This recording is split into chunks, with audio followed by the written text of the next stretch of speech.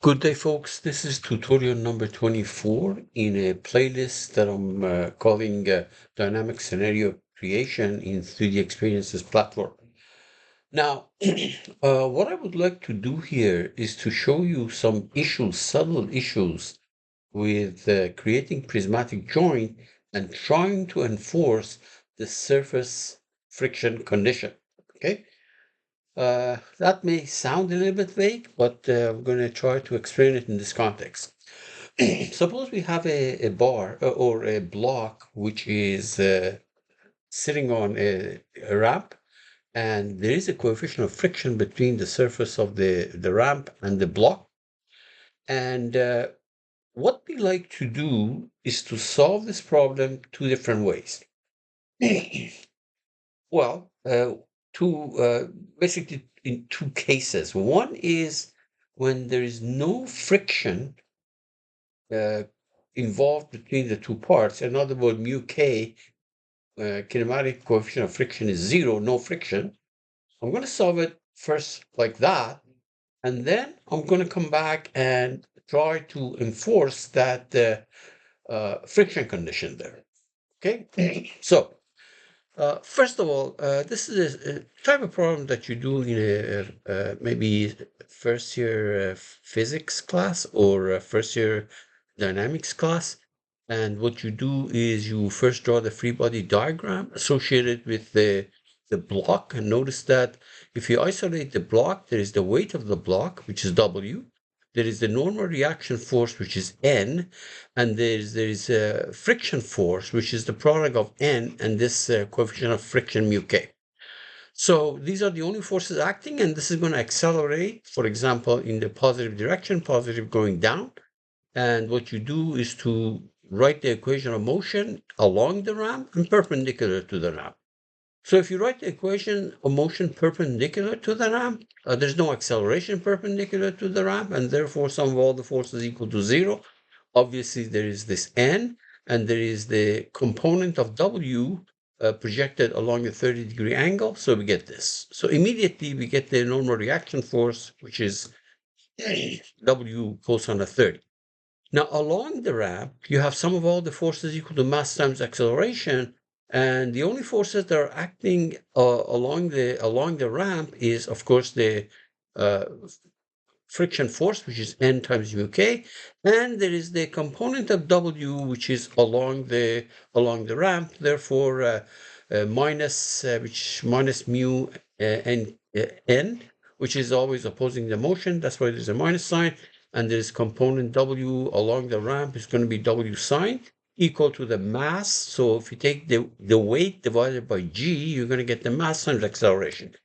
So basically, if you replace for N from that top equation and clean it up, you're going to get the acceleration of the block equal to gravitational constant G times sine of 30 degrees minus mu K, coefficient of friction, times cosine of 30 degrees. Now, of course, N is W cosine 30. We know that. Now, I've taken this from Hibbeler's book, and the only reason I'm referring to it is that I've taken this picture from there. Otherwise, this is some very basic thing that doesn't really need referencing to. But anyway, I've taken this picture from Hibbeler's book. Now, let's assume that the block is 10 pounds, 10 pounds.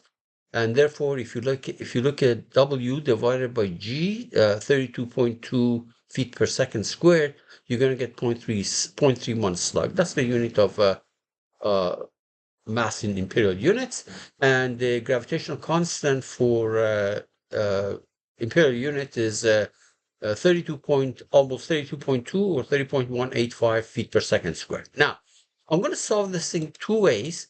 One is when mu k is zero, and of course, if you plug in the formula that I wrote down in the previous page, if you plug in mu k equal to zero, you're going to get acceleration of 16.093. So whatever we do, it better match this number.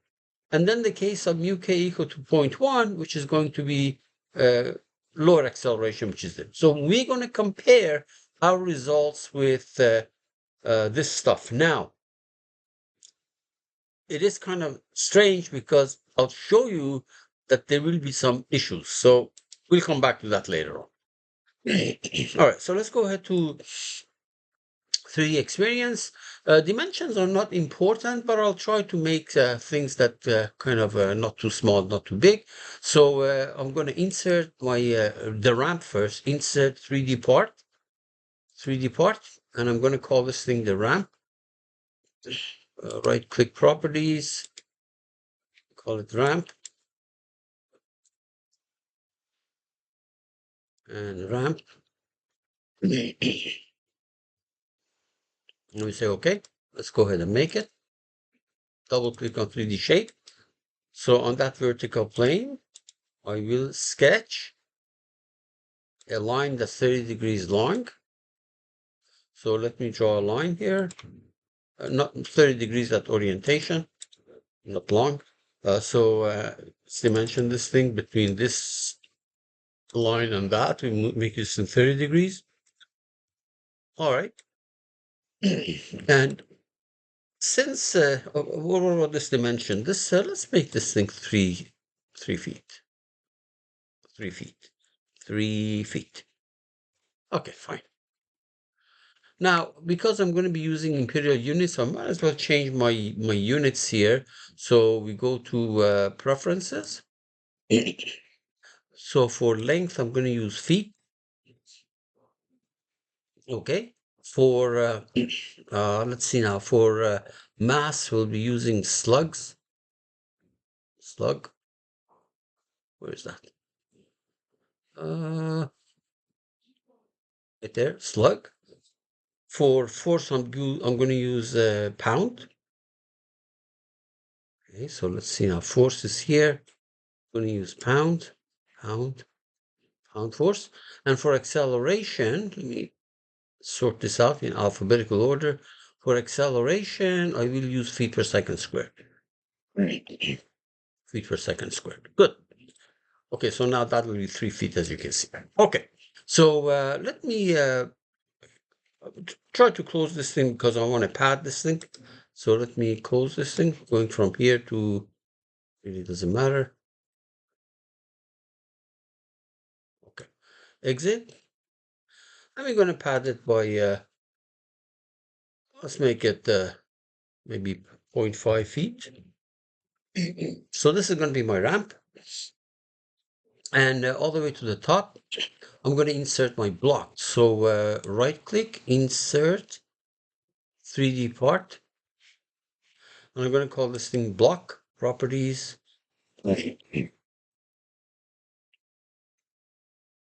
Block and block. All right, let's go make it. It's just a box. So to make the block, double click on 3D shape on a convenient plane. On that plane, I will sketch just a rectangle or a square. It really doesn't matter. And then we pad it. So this is fine. So exit, and pad it by 0.5 feet. All right, there we are. Now, as far as the model is concerned, that's all done. So let's assemble these things. We go to assembly, and first of all, let's fix the ramp. So fix the ramp. Yep, it's done here. Ramp is fixed. You can see that. And then we create a, now here's the situation. We're going to create a prismatic joint between this block and that ramp. And this prismatic, there are different ways of doing it. Why don't I do, for example, so it's going to be this line coincident with that line. And contact, we can use, for example, this plane and the plane down, turn it around, this plane, that's fine. And for offset, I need a point and a plane, so I'll use the distance between, for example, this point, you see that? And for example, that plane. It doesn't matter, we need some offset, we just do it. And say no. Okay, so this is fine. Now, let me update everything.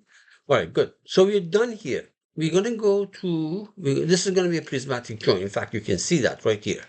So now we're going to go to mechanical system design. That's where we assign our mass properties. So let's go to mechanical systems design right here. You click on it and you go scroll all the way to the right here. See widget weight definition, click on it.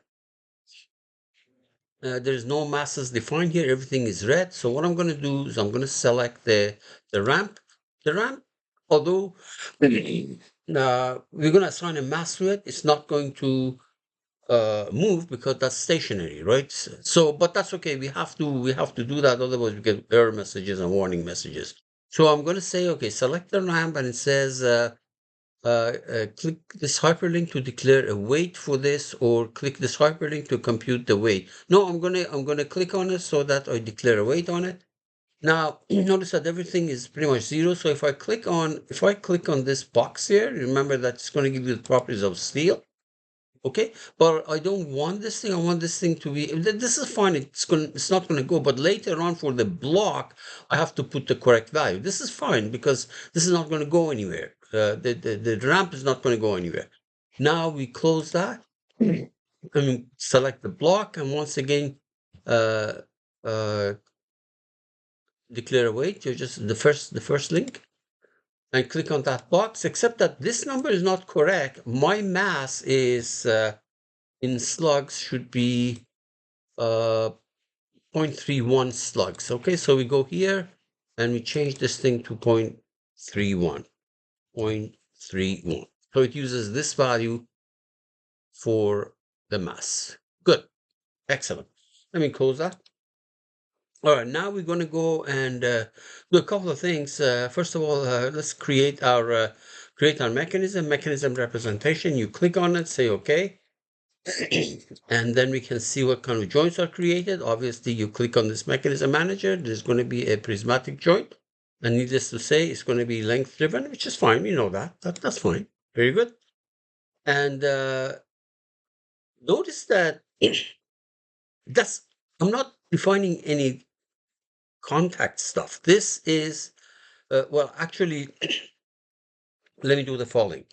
Let me go ahead and actually, we're going to run this thing later on. Okay, just give me a minute.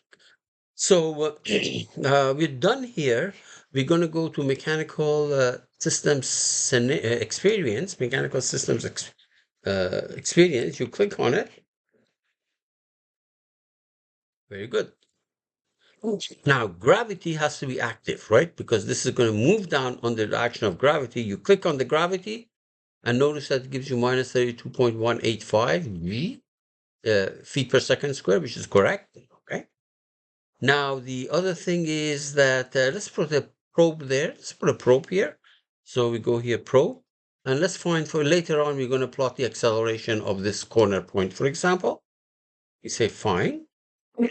And then we're going to go and create a dynamic scenario. Click on dynamic scenario. Notice that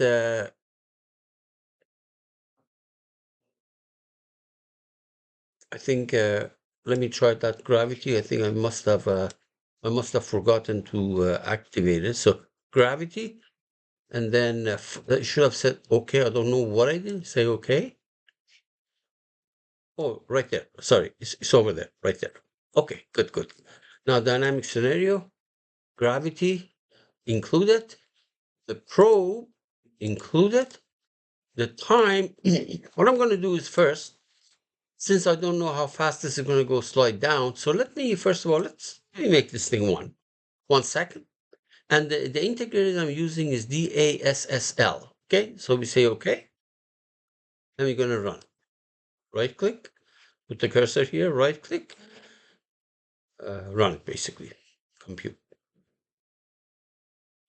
There. Now, that 1 second was too much, so let me go ahead here and let me change that thing to, instead of 1 second, I'll make it maybe 0.1 second. 0.1 second. All right, now run it. I guess that was too low. Let's go back here, double click.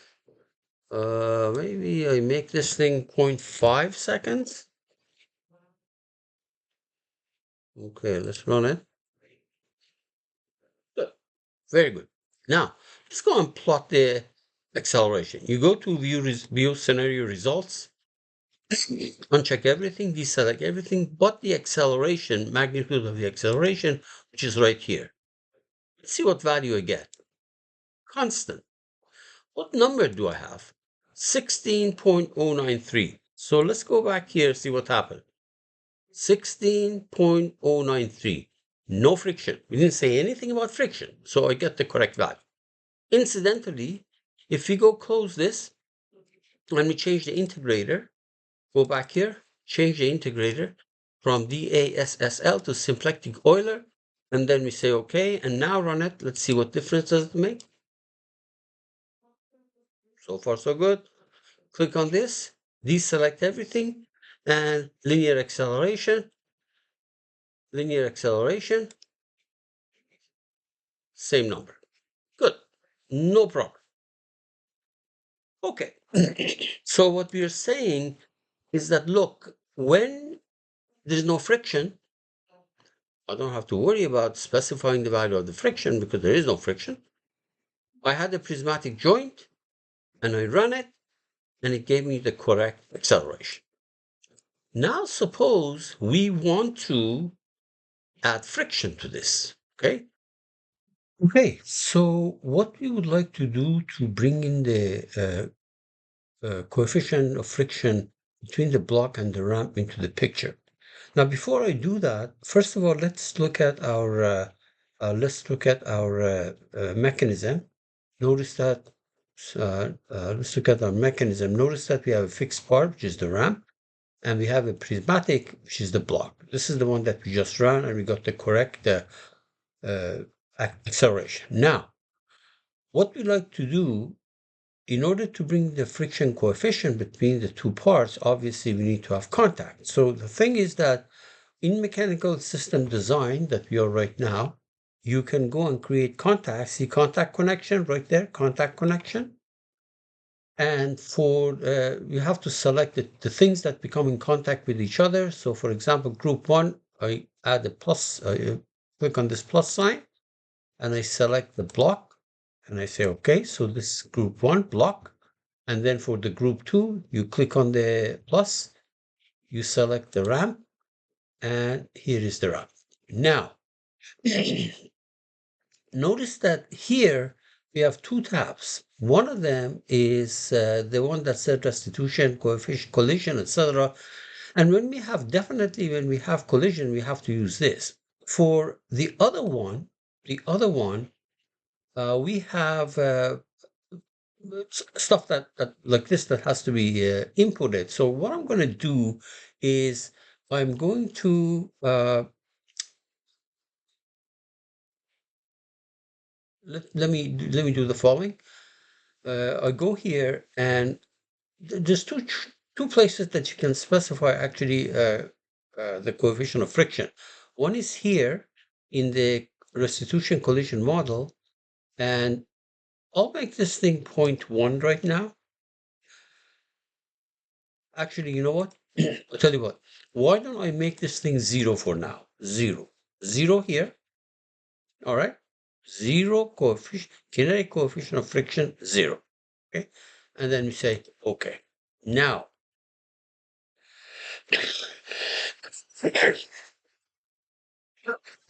excuse me. Now, let's go ahead and check our mechanism. So mechanism manager, notice that the contact, because we just created this thing, is not included. So include that, okay? Include that thing in there. And then we say, okay. So right now, there is no coefficient of friction, is 0. The value is 0. And we're going to run it. So let's go ahead and run this thing. Put the cursor here, right click, and run it. All right. So let's go ahead and see what happened. You click on the results, deselect all, and under linear acceleration, magnitude, you get this, and look at the values, and you see that it reaches, after a while, it reaches the thing that we want, 16.093, right? 0 coefficient of friction. 16.093. All right. Now, a couple of things I'm going to do is I'm going to change I'm going to go back here. I'm going to go back here and change the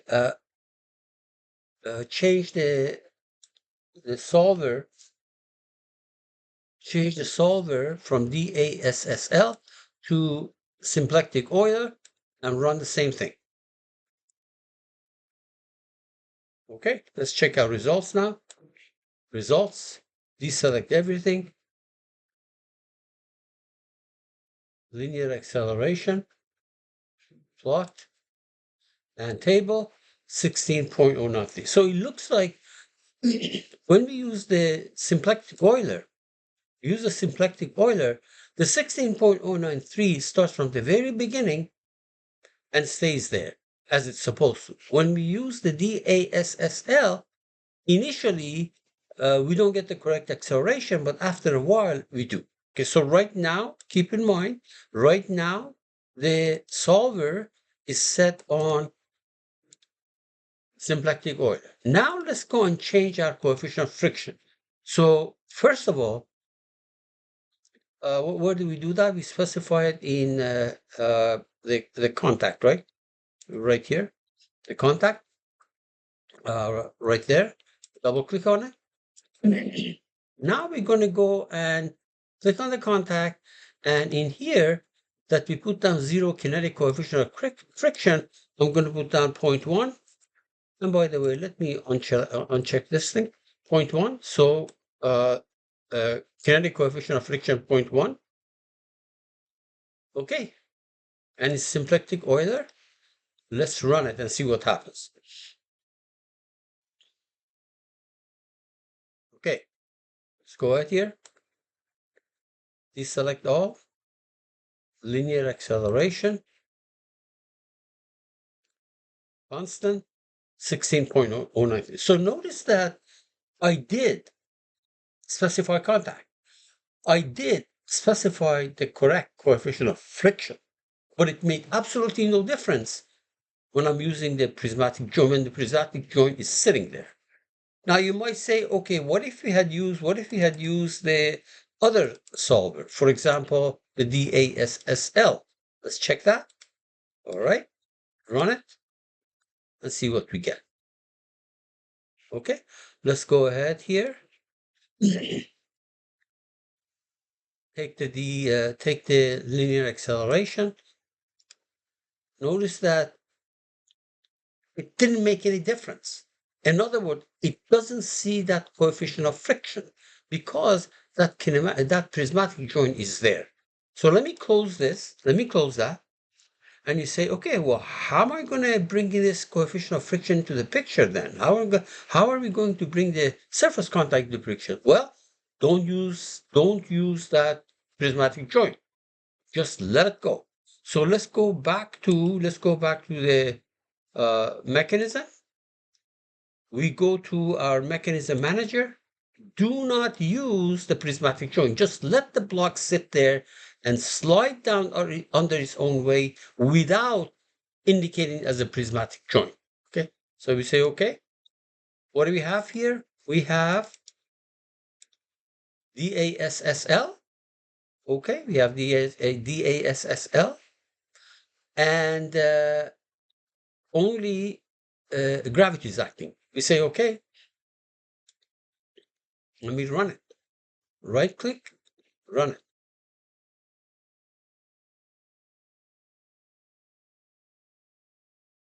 Okay, let's check it. Deselect all, linear acceleration, plot, table. So you see, DASSL does not predict this value 13.305. You might say, okay, maybe I can go to the contact. Maybe I can go to the contact because that coefficient of friction was only specified in this restitution tab. 0.1. By the way, notice that when you put a 0.1 here and this is not checked, whatever is sitting there already gets converted to 0.1. But anyway, but if you look at this other tab, also the coefficient of friction is 0.1. If this was 0 now, I would say, okay, let me change that thing to 0.1 and see what happened. But it's already 0.1. The moral of the story is that DASSL did not produce the right answer. So let's go use a different solver.